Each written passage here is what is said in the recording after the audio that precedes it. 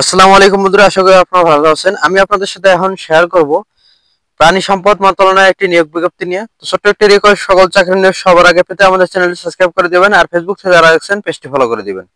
তো আপনারা স্ক্রিনে দেখতেই পাচ্ছেন নিয়োগ বিজ্ঞপ্তিটি। এখানে কৃষি খামার এর বিষয়ে আলোচনা করা হয়েছে। এখানে বেশ কিছু পদে জনবল নিয়োগ করা হবে। পদ সংখ্যা 115টি, কম বেশি হতে পারে। বেতন সর্বশেষ করলে 30,000 টাকা। শিক্ষাগত যোগ্যতা 8 পাস। আবেদনের সময় 18 থেকে 45 বছর। অভিজ্ঞতা ও প্রয়োজনীয় দক্ষতা দিয়েছে, আপনারা সম্পূর্ণ পড়ে নেবেন।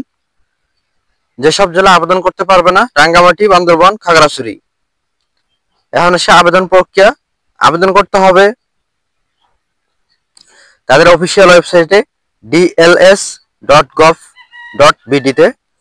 তো যারা আগ্রহী প্রার্থী তারা আবেদনটি সম্পন্ন করবেন। সবাইকে সালাম, আসসালামু আলাইকুম।